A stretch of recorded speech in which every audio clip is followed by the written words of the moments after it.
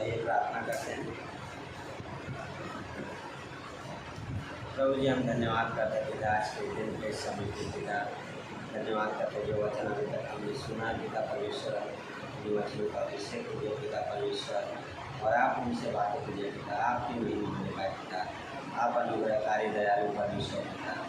Hallelujah गाते हैं प्रभु जी, हम आपके नाम में जय जयकार करते हैं, आपको महिमा देते हैं यीशु मसीह के नाम से।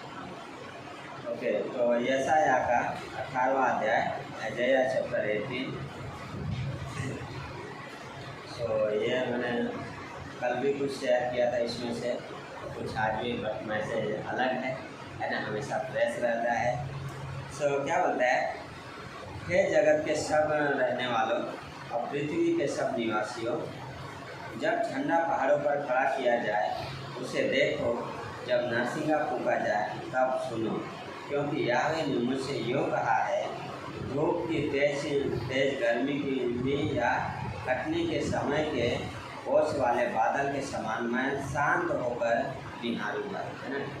एक झंडे की बात करता है। झंडा क्या होता है? फ्लैग, है ना, जो एक हमारी विक्टोरी को दर्शाता है, जो हमारे लैंड को दर्शाता है कि हम किसके अथॉरिटी में हैं, है ना। तो हम क्या है, उस झंडे को, मतलब उस झंडे को देखो, है ना। आप कहीं भी गवर्नमेंट ऑफिस में जाओगे, क्या है, इंडिया का झंडा दिखता है। आप बॉर्डर पे जाओगे, इंडिया का झंडा दिखता है, मतलब क्या, यहाँ से इंडिया का सब कुछ है ना। उसी तरीके से परमेश्वर बोल रहा है क्या है, उस झंडे को देखो जो पहाड़ों पे रहे, है ना। लेकिन मैं एक चीज़ सोच रहा था कि देखना और सुनना, मसीह जीवन में हमारे देखना और सुनना, ये दोनों बहुत ही इम्पोर्टेंट है ना। हम क्या देखते हैं, कैसे देखते हैं, क्या सुन रहे हैं और कैसे सुन रहे हैं, ये बहुत ही इम्पोर्टेंट है, देखना और सुनना। क्योंकि हम जो देखते हैं उसको ऑब्जर्व करते हैं और हमारे सब कॉन्शियस माइंड में जाके क्या है, रह जाता है, और जो हम सुनते हैं वो भी हमारे अंदर जाके रह जाता है ना। कई बार बहुत सारी चीज़ें क्या है, भूल जाता है। मैं एक जस्ट ऐसे पढ़ रहा था गूगल पे कि इंसान के अंदर जो माइंड है कितनी कैपेसिटी है स्टोर करने के लिए, पता है? 10 लाख GB, 10 लाख GB इंसान के माइंड में कैपेसिटी है चीज़ें स्टोर करने के लिए। उसके बाद क्या है, इंसान बोलता ही जाता है बहुत सारी चीज़ें, बट जब ज़रूरत पड़ती है क्या है, यार, तो इतना इंसान की कैपेसिटी है ना। तो हम क्या देखते हैं और क्या देखते हैं, सुनते हैं, क्या है, बहुत मायने रखता है। सो देखना और सुनना दोनों क्या है, विश्वासी जीवन में क्या है, यह बहुत ही महत्वपूर्ण है। उत्पत्ति का 3रा अध्याय अगर उसकी 6वीं पंक्ति देखते हैं तो वहाँ पे क्या है, दोनों चीज़ें हुई, है ना। देखने और सुनने से स्टार्ट हुआ। क्या हुआ, सर्प ने आके स्त्री से बातें किया कि क्या सच में परमेश्वर ने बोला है कि इस वाटिका के फल नहीं खाना। उसका वार्तालाप हुआ। उसके बाद क्या है, वहाँ पर अगर उस पंक्ति को पढ़ते हैं, 3रे अध्याय की 6वीं पंक्ति, जेनेसिस चैप्टर 3 वर्स 6,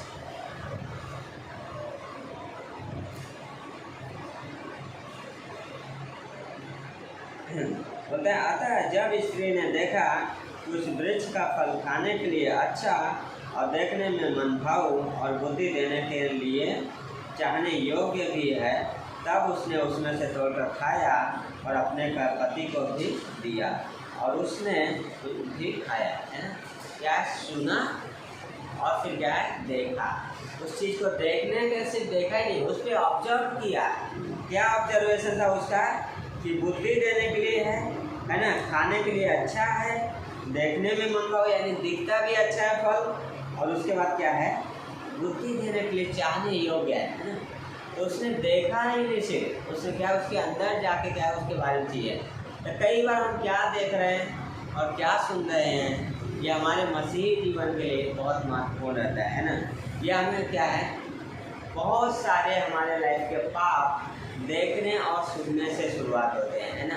जिस तरीके से यहाँ पे हम देखते हैं, देखना और सुनना, इससे क्या है, हमारे बहुत सारे पाप क्या है, हमारे जीवन शुरुआत होते हैं। लेकिन हम क्या है, अगर अपने इन दोनों आँख और कान को सुरक्षित रखते हैं, परमेश्वर के वचन के द्वारा गार्ड करते हैं, तो हम अपने लाइफ को बहुत सारा प्रोटेक्ट कर सकते हैं ना। तो क्या है, उसने देखा और सुना। तो हम देखते हैं इतिहास में कि इजराइल क्या है, कई बार परमेश्वर के खिलाफ क्या है, पाप किया, है ना। तो परमेश्वर ने क्या है, एक बार गिनती के 21वें अध्याय में जब पढ़ते हैं नंबर्स 21 में, तो क्या इजराइल लोग पाप कर रहे थे। परमेश्वर ने उनके सामने पास में क्या भेजा, उनके बीच में सांप को, जो सर्प आके उन्हें डसने लगे। जब डस रहे हैं तो लोग मर रहे हैं, फिर मूसा प्रार्थना करता है, प्रभु क्या है, प्रभु बोलता है कांसे का सांप बना के क्या है ऊंचे पे लटका दे, और जो कोई उस सांप को देखेगा वो क्या है बचाया जाएगा, है ना। उस सांप को देखना क्या है, उसमें क्या है जीवन है। सोचिए कितना अद्भुत है कि जब भी हम क्या है अगर पाप करते हैं आज के जीवन में, तो हमारे लिए क्या है वो क्रूस है, जो क्या है हमारी बचाव है। क्रूस है जो हमें क्या है बचाता है। भजन संहिता का 49 बोलता है, फिर 49:1 देखते हैं।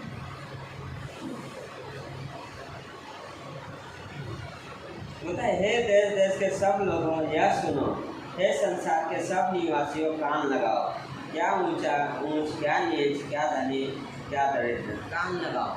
क्या बोले सुनो, है ना।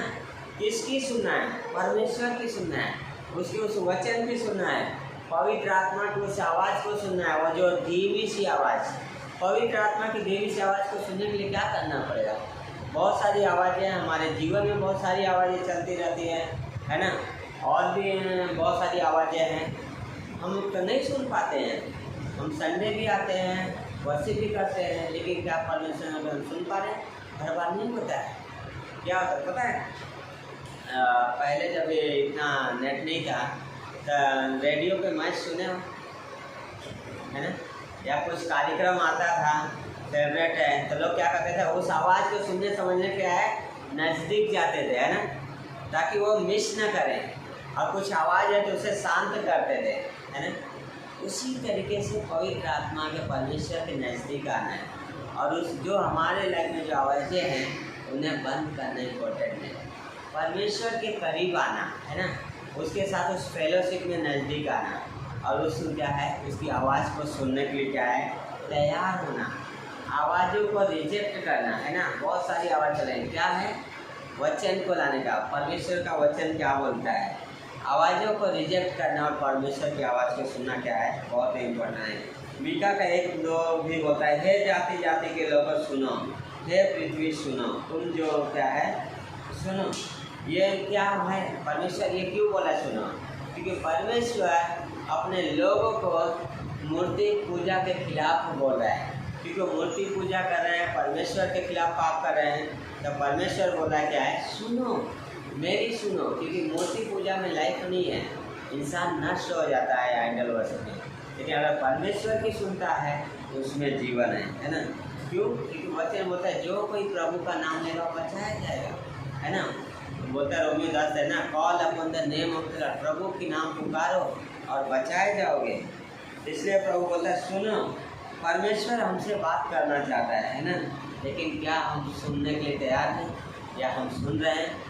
परमेश्वर हमेशा हर विश्वासी से बात करना चाहते हैं, लेकिन सवाल है क्या हम सुन रहे हैं, है ना। परमेश्वर हमेशा बात करने के लिए तैयार रहता है, इसलिए बोलता है क्या है सुनो, कान लगाओ। सिर्फ सुनना ही नहीं है, उस पर कान लगाना, दोनों में फ़र्क है। सुनना, कान लगाना, यानी कि हम जो सुन रहे हैं उसको ऑब्जर्व कर रहे हैं, वो हमारे सबकॉन्शियस माइंड में जाने दे रहे हैं, जो क्या है स्टोर हो जा रहे हैं, है ना। जिसके अनुसार मैं एक आज्ञा पालन में क्या है जीऊँगा। तो ये क्या है बहुत ज़रूरी है, ध्यान देना क्या है बहुत ज़रूरी है। परमेश्वर के संतान में क्या है, इजराइल ने क्या है हमेशा परमेश्वर के खिलाफ पाप किया है, इसलिए परमेश्वर क्या है वो जब भूल गए तो परमेश्वर उन्हें बोलता है सुनो, मेरी सुनो, मेरे पास लौट आओ, है ना। व्यवस्था विवरण 32:1 देखते हैं तो वहाँ बोलता है हे आकाश कान लगा, हे पृथ्वी कान लगा। यशायाह का 1:11 देखते हैं, परमेश्वर वहाँ पे बोलता है हे आकाश हे पृथ्वी सुनो। परमेश्वर बार बार ये चीज़ें बोलता है, बार बार ये शब्द आता है कि क्या है सुनो। क्यों परमेश्वर बोला है, वो परमेश्वर का हार्ट है कि हमसे वो बात करना चाहता है। परमेश्वर का हार्ट है कि हम उसकी सुने, उसके अनुसार चलें, है ना। इसलिए परमेश्वर बार बार बोला कि क्या है मेरी सुनो। परमेश्वर के सुनने में क्या है बहुत आशीष है हर एक विश्वासी के जीवन में, और जो सुनते हैं उनका लाइफ क्या है अलग रहता है। और उसमें क्या है, हम कुछ देखते हैं, जितने लोगों ने परमेश्वर की आवाज़ को सुना, परमेश्वर ने उन्हें क्या है अपने राज्य के लिए इस्तेमाल किया। परमेश्वर चाहता है कि हम उसकी सुने और उसकी आज्ञा पालन में जिए, है ना। परमेश्वर चाहता है कि हम उससे सुने, उसके साथ संगति करें और एक आज्ञा पालन का जीवन क्या है जिए। जब हम परमेश्वर की सुनकर आज्ञा पालन में जीवन बिताते हैं, क्या है, पाप से जीवन दूर रहते हैं, है ना। पाप भरा जीवन नहीं जीते हैं जब हम आज्ञा पालन में जीते हैं, जब हम परमेश्वर की सुनते हैं। और जब पाप में जीते हैं तब परमेश्वर की आवाज़ को रोकते हैं, उस आवाज़ को सुनना नहीं चाहते हैं। क्यों? क्योंकि दोनों क्या है, खिलाफ है दूसरे के, है ना। तो इसलिए यदि हम पाप में जीवन बिताते हैं तो परमेश्वर के खिलाफ हैं, और यदि परमेश्वर के साथ जीवन जी रहे हैं तो पाप के खिलाफ है ना। और ये बहुत जरूरी है, परमेश्वर की सुनना और उसके अनुसार क्या है जीवन बिताना। लेकिन जब हम परमेश्वर की सुनते हैं तो क्या है, आत्मिक जीवन में क्या है मजबूत होते जाते हैं, है ना। हमें हमारे आत्मिक जीवन में क्या है मजबूत होना है। जब परमेश्वर ने अब्राहम को बुलाया तो उसने क्या है, अब्राहम ने सुना और चल दिया। अब्राहम की लाइफ में एक खासियत था, उसने सुना और उसने क्या है आज्ञा पालन किया, वो चल दिया परमेश्वर के साथ। उत्पत्ति का 12 का अगर 12 अध्याय देखते हैं तो वहाँ परमेश्वर ने बुलाया, अब्राहम अपने पिता सब कुछ छोड़ के चल दे, और अब्राहम चल दिया। लेकिन जब अब्राहम चल दिया तो उसके लाइफ में कुछ चीज़ें हैं वही जो हम देखते हैं। जब परमेश्वर ने अब्राहम को बुलाया तो अब्राहम चलते चलते कहाँ पहुँचा, शकेम में पहुँचा। उस पंक्तियों को पढ़ते, उत्पत्ति का 12, जेनेसिस चैप्टर 12। इस वचन के अनुसार अब्राहम चला और लूत भी उसके संग चला, और जब अब्राहम हारान देश निकला उस समय वह 75 वर्ष का था। इस प्रकार अब्राहम अपनी पत्नी सारे और अपने भतीजे लूत को जो धन उन्होंने इकट्ठा किया था और जो प्राणी उन्होंने हारान में प्राप्त किए थे सबको लेकर कनान देश में जाने को निकल चला, और वे कनान देश में आ गए। उस देश के बीच से जाते हुए अब्राहम शकेम में जहाँ मोरे का बांज वृक्ष है पहुँचा। उस समय उस देश में कनानी लोग रहते थे। कहाँ पहुँचा? शकेम, है ना। शकेम का मतलब होता है कंधा, ये कंधा बोलते हैं ना। शकेम का मतलब होता है कंधा। अब कंधा जो है क्या होता है, ये इंसान की ताकत को दर्शाता है ना, मजबूत, है ना। ये क्या है, इंसान के शरीर का सबसे मजबूत होता है। जितना हाथ नहीं उठा सकता है उतना कंधा उठा सकता है। तो अब्राहम कहाँ पहुँचा? शकेम, है ना। तो शकेम का मतलब होता है कंधा, जो क्या है मजबूत, जिसका मतलब होता है ताकत। कनान की विशेषता है ताकत, है ना। कनान है परमेश्वर की संपूर्ण योजना। परमेश्वर ने प्रॉमिस किया था, उस प्रॉमिस देने के में जा रहा है, लेकिन वो क्या है, उसकी विशेषता एक ताकत है ना। इसका अर्थ है कि परमेश्वर की ताकत कनान में है ना। परमेश्वर की ताकत कनान में, यानी कि उसकी संपूर्ण इच्छा में जब हम चलते हैं तब हमारे आत्मिक जीवन में मजबूत होते जाते हैं, है ना। और कनान सिर्फ दूध और मधु के धारा का स्थान नहीं है, बल्कि वो ताकत का भी स्थान है ना। सिर्फ दूध और मधु ही नहीं, वहाँ पे परमेश्वर की सामर्थ भी है। शकेम में मोरे का बांज वृक्ष भी था, है ना। उत्पत्ति अगर 12 का 6 देखते हैं तो वहाँ पे क्या है, मोरे का बांज वृक्ष भी था, एक पौधा भी है ना। मोरे का मतलब होता है शिक्षक, है ना। जो मोरे का उसका मतलब होता है शिक्षक है, ज्ञान से वास्ता है। मोरे का बांज वृक्ष शकेम में था, इसका मतलब है कि ज्ञान शक्ति से आती है, ज्ञान शक्ति से संबंध रखता है, या ज्ञान शक्ति का परिणाम है ना। तो उसके बाद हम बोलते हैं कि सच्चा आत्मिक जीवन मसीह की शक्ति से आता है। जो सच्चा आत्मिक जीवन है वो मसीह शक्ति से, मतलब क्या है, जब एक व्यक्ति मसीह में मजबूत होता जाता है। उत्पत्ति का 15वां अध्याय पढ़ते हैं तो अब्राहम को क्या होता है, परमेश्वर, मैं सर्वशक्तिमान परमेश्वर हूँ, मेरी उपस्थिति में चल फिर और सिद्ध होता जाए, है ना। तो जब एक व्यक्ति मसीह में बलवंत होता जाता है, मसीह में बढ़ता जाता है उसका जीवन, तो क्या है, वो शक्ति पाता है ना, जो परमेश्वर देता है। वो अपने आत्मिक जीवन में क्या है, उन्नति करता जाता है। तो जो रियल सामर्थ्य जीवन है क्या है आत्मिक का, वो यीशु मसीह में है ना। यीशु मसीह में वो सामर्थ्य है। यदि हमारे पास मसीह को संतुष्ट करने वाली शक्ति नहीं है तो क्या है, हमारे पास सच्चा आत्मिक ज्ञान भी नहीं है ना। यदि हमारे पास मसीह यीशु को जीवन संतुष्ट करने वाला जीवन नहीं है तो सच्चा आत्मिक जीवन भी नहीं है ना। वो लाइफ जीना है कि परमेश्वर खुश हो, है ना। हमारे जीवन का मतलब मकसद ही है कि परमेश्वर को प्रसन्न करना। हम परमेश्वर के लिए जीवन जी रहे हैं, है ना। हम परमेश्वर के लिए रखे गए हैं कि परमेश्वर को महिमा दें, इसलिए, है ना। तो हम दूसरे को कुछ भी नहीं आत्मिक दे सकते। अगर हम खुद आत्मिक नहीं हैं, हम खुद आत्मिक जीवन नहीं जी रहे हैं, हम दूसरों को आत्मिक चीज़ें नहीं दे पाएंगे। जो हमारे पास है हम उसी को ट्रांसफ़र करते हैं, है ना। तो इसलिए क्या है, मसीह के शक्ति में और सामर्थ्य क्या है, बलवंत होते जाना है ना। तो इसलिए सच्चा आत्मिक जीवन क्या है, उसकी शक्ति से आता है। उत्पत्ति का 12 पढ़ते हैं। जेनेसिस 12 चैप्टर 12 वर्स 8 बोलता है, फिर वहाँ से आगे बढ़कर वह उस पहाड़ पर आया जो बेतेल के पूर्व की ओर है, और अपना तंबू उस स्थान में खड़ा किया जिसके पश्चिम की ओर बेतेल और पूर्व की ओर एआई है। वहाँ भी उसने याहवे के लिए वेदी बनाई और याहवे से प्रार्थना की, और अब्राहम आगे बढ़कर दक्षिण देश की ओर चला, है ना। तो बहुत आदमी क्या है, सिर्फ रुका ही नहीं, वो उस परमेश्वर की उपस्थिति में चल रहा है, वो सामर्थ्य पा रहा है, बलवंत हो रहा है और आगे बढ़ रहा है। लेकिन आगे देखेंगे उसका आगे भी बहुत सारा मीनिंग है। जब मैं पढ़ा था तो बोलता है, वहाँ से कूच करके अब्राहम कहाँ गया, उस पहाड़ पर गया जो बेतेल के पूर्व की ओर है ना।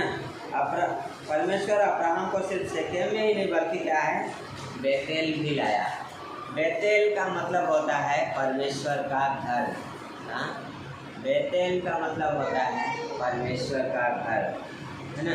परमेश्वर क्या है, सिमसोन जैसे वीर मनुष्यों को उनके पीछे नहीं रहता है, जो बहुत सामर्थ्य उनके पीछे नहीं रहता है। लेकिन परमेश्वर का इरादा ये है उसका अपना घर बनाना, है ना। जो कमज़ोर हैं उन्हें भी लेता है ना। इसका मतलब ये नहीं कि जो बहुत सामर्थ्य परमेश्वर उनसे नफरत करता है, नहीं, परमेश्वर उनसे भी प्रेम करता है, बट उनके ताकत से उसे कुछ क्या है, फ़ायदा नहीं है। तो परमेश्वर अपने घर बनाने की योजना में है। परमेश्वर सिमसोन जैसे सामर्थ्य लोगों के पीछे क्या है, नहीं है ना। परमेश्वर का इरादा उसका घर बनाना है। कनान की विशेषता के क्या है, परमेश्वर के लोग क्या है, परमेश्वर का मंदिर और परमेश्वर का घर है ना। परमेश्वर की क्या है, उसकी विशेषता है कनान की, क्या है, परमेश्वर के लोग परमेश्वर का मंदिर और उसके घर हैं। इब्रानियों का 3:6 पढ़ते हैं, क्या होता है, हिब्रू चैप्टर 3 वर्स 6।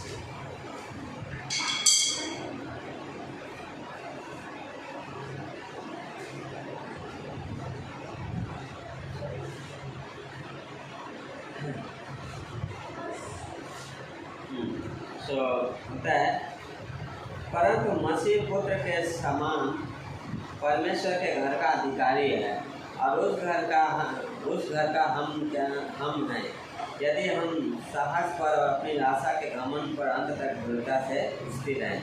क्या हो रहा है, यीशु मसीह परमेश्वर का पुत्र है और उस घर का अधिकारी है, और वो घर कौन है, हम हैं, है ना। मूसा के क्या बोलता है कि मूसा घर के ऊपर नहीं था, पर परमेश्वर है। मूसा घर में था, ऊपर नहीं था वो, लेकिन क्या है, उससे पहले पंक्ति हुई, लेकिन परमेश्वर उस घर के ऊपर है। हमारे ऊपर कौन राज करता है, परमेश्वर है। परमेश्वर हमारे अंदर निवास करता है। बहुत खूबसूरत है कि परमेश्वर का इरादा क्या है, एक घर बनाना है ना। परमेश्वर अपने उद्देश्य को पूरा करने के लिए क्या है, एक पात्र को उठाना चाहता है, और वह पात्र उसका घर है। अपने ये योजना को पूरा करने का एक पात्र, एक चीज़ को उठा रहा है जो उसका घर है, क्या है, वो अपनी योजना पूरी कर रहा है। एक विश्वासी जीवन में, एक मसीह के जीवन में क्या है, परमेश्वर की योजना पूरी होती है। जब एक विश्वासी परमेश्वर के लिए जीता है, परमेश्वर के लिए समर्पित जीवन जीता है, तो परमेश्वर के उद्देश्य पूरा करता है। और परमेश्वर की योजना क्या है, पूरी होती रहती है ना। तो परमेश्वर अपने उद्देश्य को पूरा कर रहा है। सिर्फ बोलता है सिर्फ सेकेंड ही नहीं वहाँ होना चाहिए, परमेश्वर की योजना पूरी करने के लिए बेतेल भी होना चाहिए, है ना। सिर्फ सेकेंड, है ना, सिर्फ ताकत ही नहीं चाहिए, परमेश्वर का घर है चाहिए जहाँ पे सामर्थ मिलती है। और बॉडी ऑफ क्राइस्ट में जहाँ पे क्या है, हम मजबूत किए जाते हैं। बॉडी ऑफ क्राइस्ट में जहाँ हम इंकरेज होते हैं, है ना, तो वो क्या है, घर भी चाहिए, है ना, बेतेल भी चाहिए, वह पात्र है। अभी क्या सभी सामर्थ्य वालों को क्या है, परमेश्वर का घर अर्थात मसीह की देह होना चाहिए, है ना।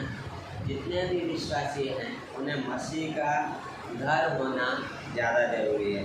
परमेश्वर का घर सिर्फ एक सिद्धांत नहीं है, बल्कि क्या है, एक जीवन है ना। मसीही जीवन एक सिर्फ सिद्धांत नहीं है, एक डॉक्ट्रिन नहीं है, बट वो क्या है, एक लाइफ है ना। क्रिश्चियन लाइफ एक लाइफ है और जीवन है, सिर्फ सिद्धांत नहीं है। कैसे हम देह के जीवन को जान सकते हैं? देह के जीवन को जानने के लिए हमें क्या है, हमारे तंबू को बेतेल और एआई के बीच में होना चाहिए। देह के जीवन को जानने के लिए बेतेल है और एआई, 8वीं पंक्ति में होता है, एक तरफ बेतेल है, एक तरफ एआई, है ना। यानी कि परमेश्वर का घर है और क्या है, एआई जो है क्या है, उसका भी मतलब है। जब मैं पढ़ रहा था, पता है हमारे पश्चिम में बेतेल और पूरब में एआई होना चाहिए। इसका मतलब का एआई का मतलब होता है पुराना ढेर। ढेर को क्या बोलते हैं इंग्लिश पता नहीं, यानी उसका वर्ड मैं आपको बोल देगा। सर निर्जन ढेर पुरानी सृष्टि को दर्शाता है। तो एआई जो है वो पुरानी सृष्टि को दर्शाता है, मैंने लिखा हुआ है। तो एआई जो है वो पुरानी सृष्टि को सूचित करता है। यदि हमें अपने मुंह को परमेश्वर के घर की ओर लगाना है तो हमें अपने पेट को पुरानी सृष्टि की ओर करना है ना। यानी कि जो एआई है उसकी ओर अपनी पेट, परमेश्वर के घर की ओर अपना मुंह करना है। परमेश्वर के घर जाना है तो पुरानी सृष्टि को इनकार करना है। परमेश्वर में मजबूत बनना है तो पुरानी चीज़ों को इनकार करना है ना। अपने जो अभी अभक्ति है क्या है, उसे इनकार करना है।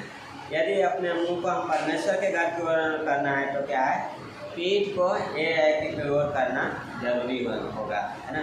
परमेश्वर के भवन में ही हमें क्या है, सामर्थ्य मिलेगी, है ना। क्योंकि लास्ट में पहला यूहन्ना का 2:7 पढ़ते हैं, आखिर में पहला यूहन्ना 2:7। आप सब ओके हैं? बोर नहीं हो रहे? Okay great. पहला यूहन्ना 2:7 बोलता है, तो न तो संसार से और न संसार में की वस्तुओं से प्रेम रखो। यदि कोई संसार से प्रेम रखता है तो उसमें पिता का प्रेम नहीं, क्योंकि जो कुछ संसार में अर्थात शरीर की अभिलाषा और आँखों की अभिलाषा और जीविका का घमंड, वह पिता की ओर से नहीं परंतु संसार ही की ओर से है। संसार और उसकी अभिलाषाएँ दोनों मिटते जाते हैं, पर जो परमेश्वर की इच्छा पर चलता है वही सिद्ध बना रहेगा। हाँ, संसार और उसकी वस्तुएं क्या है, मिट जाएंगे, खत्म हो जाएगा, है ना। लेकिन क्या है, परमेश्वर में जो चल रहा है क्या है, बना रहेगा। इसलिए होता है ना तो संसार से प्रेम करो, न शरीर की वस्तुओं से। हम क्या देखते हैं, क्या सुनते हैं, वो बहुत मायने रखता है। हमें कहाँ से मजबूती मिलेगा, परमेश्वर के घर में। हम कहाँ परमेश्वर की योजना पूरी कर पाएंगे, उसके भवन में। हम कहाँ परमेश्वर से सुन पाएंगे, उसके भवन में, है ना। तो हमें उसका जो नया घर बनते जाना है, मसीह की हमारे अंदर बसता जाए और हम मसीह में बढ़ते जाए। ये क्या है, बहुत जरूरी। तो उसके लिए हमें क्या है, जैसा हमने देखा ये है, यानी कि पुराने चीज़ों की ओर हमें पीठ करना जरूरी है। क्योंकि संसार से प्रेम करने के लिए वचन मना कर रहा है, संसार की वस्तुओं से नहीं, है ना। क्योंकि होता है जो कुछ संसार से प्रेम नहीं करना है, होता है क्योंकि जो कुछ संसार में है अर्थात शरीर की अभिलाषा, आँखों की अभिलाषा और जीविका का घमंड, है ना। शरीर हमारा पुराना पापी स्वभाव, है ना। आँखों में अभिलाषा है, व्याभिचार है, बहुत सारी चीज़ें हैं, उनसे क्या है, प्रेम नहीं करना है ना। सिर्फ शरीर के लिए हम नहीं जीते हैं, हम क्या होता है, वैसे खाओ पियो जो भी करो परमेश्वर की महिमा के लिए करो, है ना। क्योंकि हमारा जीवन उसकी महिमा के लिए। इसलिए बोलता है कि आँखों की अभिलाषा और जीविका का घमंड, है ना। ये तीनों चीज़ें ऐसी है ना जो इंसान को क्या है घुमा देती है। लेकिन वचन हमें तीनों से क्या है सतर्क रहने को बोला है। आँखों की अभिलाषा, हाँ आँखों की अभिलाषा है, शरीर की अभिलाषा है और जीविका का घमंड। बहुत बार ये चिंता होती है ना, क्या खाएंगे, जॉब कैसा होएगा, पैसा अभी महीना क्या है, अभी 20 तारीख हो गया है ना, 10 दिन जाएगा, बहुत सारी चीज़ें। लेकिन यीशु मसीह क्या होता है, तुम कल की चिंता मत करो, आज की चिंता आज बहुत है, कल की चिंता कल अपने आप कर लेगा, है ना। आज की चिंता करो। इससे होता क्या है जीविका का घमंड। इन चीज़ों का क्या है घमंड नहीं करना है, क्योंकि हम अगर परमेश्वर की सुन रहे हैं, परमेश्वर के साथ चल रहे हैं तो हमारा विश्वास बढ़ता जाएगा, हम उसमें मजबूत होते जाएंगे और हम विश्वास से चल रहे हैं। अदरवाइज क्या होएगा, अगर हम मसीह में नहीं हैं, मसीह में मजबूत नहीं हो रहे हैं, संसार में और उसकी वस्तुओं में मजबूत रहेंगे, और वो फिर क्या होगा, फिर देखने में तो अच्छा है, खाने में भी मन भावना है ना, फिर हमारे लाइक वो चीज़ें होने लगेंगी बहुत सारी। फिर वो आवाज़ें, फिर परमेश्वर की आवाज़ सुनना क्या है टफ हो जाएगा। एक प्रार्थना का जीवन, एक वचन का जीवन और एक संगति का जीवन क्या है बहुत महत्वपूर्ण है। क्यों वचन चाहिए हर दिन, पास्टर बिनू ने एक बार बोला था, हर दिन एक वचन को होल्ड करो अपने लाइफ में, प्रत्येक दिन एटलीस्ट एक वचन को मेडिटेट करो, इतना मेडिटेट करो कि वो याद हो जाए हमेशा के लिए। वो वचन हेल्प करेगा, क्योंकि वो वचन क्या है जीवित है, दो धारी तलवार से भी क्या है चोखा है, और वो वचन कौन है, स्वयं यीशु मसीह, है ना। हम सिर्फ वचन को नहीं, यानी यीशु मसीह को, है ना। मैं वो बुक पढ़ रहा था, थोड़ा सा उसका टाइटल पढ़ा था, practicing the presence of the lord, है ना। प्रभु की उपस्थिति का क्या है प्रैक्टिस करो, है ना। कैसे करेंगे, वो बोलता है कि हम से सुबह पढ़ते हैं, सुबह प्रेयर करते हैं, लेकिन दिन में भी जब याद आता है तो क्या करते हैं, उस प्रार्थना में ध्यान करते हैं, प्रभु को ध्यान करते हैं, वचन को ध्यान करते हैं, है ना। यानी कि प्रभु को से प्रार्थना करना, उसकी उपस्थिति में जाना, जब भी समय मिले, है ना, उसकी उपस्थिति में जीने का प्रैक्टिस करना। क्यों, क्योंकि हमें एक दिन उसके साथ रहेंगे, उसके साथ जीना है, तो यहाँ की उसकी उपस्थिति में जीना सीखना है ना। अगर हम यहाँ नहीं जी रहे हैं तो वहाँ पे कैसे जिएंगे, क्योंकि यस हम बोलते हैं वहाँ पे सब कुछ शांत है, लेकिन यहाँ पे हमें प्रैक्टिस करना है उसकी उपस्थिति में जीने का, है ना। और ये बहुत अद्भुत है कि उसकी उपस्थिति में जीना, उसकी में बलवंत होना, है ना। सेकेंड, बेतेल और ये तीनों क्या है बहुत मायने रखता है। मजबूत भी होना है, परमेश्वर के घर है, और ये है जो पुरानी चीज़ों को छोड़ना है ना। इसलिए पौलुस में क्या बोलता है फिलिपियंस में, पुरानी बातों को छोड़ के मैं आगे की ओर दौड़ रहा हूँ, निशाने की ओर दौड़ रहा है। पूरा जो मेरे लिए लाभ की थी वो क्या है पूरा समझ रहा है ना, क्योंकि वो पुरानी है, उससे कुछ लाभ नहीं है ना। पुरानी चीज़ें लाभ की नहीं है ना। इस संसार हमें बहुत कुछ ऑफर करता है, लेकिन वो हमारे लाभ के लिए नहीं है। कैसे हम उसको पता लगा सकते हैं, अगर जो संसार ऑफर कर रहा है क्या वो परमेश्वर को महिमा दे रहा है, यदि वो परमेश्वर को महिमा दे रहा है तो लाभ की है, अगर परमेश्वर को महिमा नहीं दे रहा तो संसार से है, शैतान से है, जो क्या है हमारे लाभ के लिए। हमें प्रभु में क्या है सेकेंड कंधा, है ना, मजबूत होना, बेहतर उसके घर में आना, है ना, और ये पीठ दिखाना, है ना। पुरानी चीज़ों को छोड़ देना है, प्रभु की ओर क्या है बढ़ते जाना है। ना तो संसार में ना संसार की वस्तुओं से प्रेम करना है, प्रेम करना है प्रभु से, उसके वचन से, है ना। जो वचन हमें बना सकता है, जो वचन हमें बिल्ड कर सकता है ना, जो वचन हमें लीड करता है, वो कहाँ हमें मिलेगा, जब हम उसके साथ उस संगति करेंगे, है ना। उस पवित्र आत्मा की धीमी आवाज़ सुनने के लिए उसके करीब आना, है ना, उसके साथ चलना, उसके साथ में शांत का समय बिताना, है ना, वो बहुत मायने रखता है, क्योंकि हमें शांत होकर उसकी सुनना बहुत ज़रूरी है। पवित्र आत्मा जेंटलमैन है, उसकी आवाज़ धीमी है, लेकिन अगर आप सुनोगे तो आवाज़ बहुत है, हाँ, आवाज़ बहुत है। पता है, आप एक फुल आप वॉल्यूम में स्पीकर बजाओ और स्टेशन जाके आप नहीं सुनाई देगा। हाँ, लेकिन आप उसके नज़दीक आओ, जैसे जैसे आवाज़ बढ़ती जाएगी, है ना, उसी तरीके से पवित्र आत्मा बात करना चाहता है। उसकी आवाज़ है, क्योंकि हमारे पास बहुत सारी आवाज़ें, हम दूर हैं इसलिए हम सुन नहीं पाते हैं। सुनने के लिए नज़दीक आना है ना, प्रभु हमारे नज़दीक आए। हमें आइए प्रार्थना करते हैं। प्रभु जी, हम धन्यवाद करते हैं पिता आज के दिन के लिए, समय के लिए। पिता, हम आपके पास आते हैं, हम आपकी महिमा करते हैं, धन्यवाद करते हैं, हम आपके अनुग्रह के सिंहासन के पास आते हैं। प्रभु यस लॉर्ड, हमें हेल्प कीजिए पिता, कि हम आपकी आवाज़ को सुन सके, आपके साथ चल सके प्रभु, और आपकी महिमा कर सके। धन्यवाद करते हैं, हालेलुया गाते हैं प्रभु जी। आप महान हो पिता, सब शक्तिमान हो पिता। यस लॉर्ड, हमें हेल्प कीजिए मनन करने के लिए पिता, हमें हेल्प कीजिए पिता परमेश्वर, कि हम पवित्र आत्मा की सुन सके पिता। हमें आपके साथ एक चाल में चलने के लिए सहायता कीजिए पिता, हम सुन सके प्रभु। यस लॉर्ड, आपकी महिमा होने पाए प्रभु। आप हमारी अगुवाई कीजिए पिता, आप हमसे बातें कीजिए प्रभु। यस लॉर्ड, हर एक परिवार को आप आशीषित कीजिए पिता। राहुल ब्रदर, उनके परिवार को आपके हाथों में सौंपते हैं पिता। ब्रदर प्रशांत, उनके फैमिली को आपके हाथों में सौंपते हैं। उनका लाइफ पिता परमेश्वर, उनका जॉब आपके हाथों में सौंपते हैं प्रभु जी। विजय शोभा, उनका family lord, Bhosale family lord, Sai, Neha, Ajit Bhosale brother, Lakshmi sister पिता परमेश्वर, मेरा परिवार आपके हाथों में सौंपते हैं पिता परमेश्वर। नितिन ब्रदर और माया सिस्टर को भी आपके हाथों में सौंपते हैं पिता। और भी जो फैमिलीज हैं पिता, उनको भी हम आपके हाथों में सौंपते हैं। हम आपको धन्यवाद की बलि चढ़ाते हैं पिता। यस लॉर्ड, आपकी महिमा गाते हैं, हालेलुया गाते हैं, आपके नाम को ऊंचा उठाते हैं प्रभु। अगले हफ्ते जो भी क्रिसमस का है पिता परमेश्वर, आप आशीषित करना, आप बातें करना पिता, और उद्धार हो पिता परमेश्वर। इस कलीसिया को आप पढ़ाओ और आप ले चलो पिता, आप अगुवाई कीजिए पिता। यीशु मसीह के नाम से हम प्रार्थना करते हैं, सुनिए और कबूल कीजिए पिता। आमीन।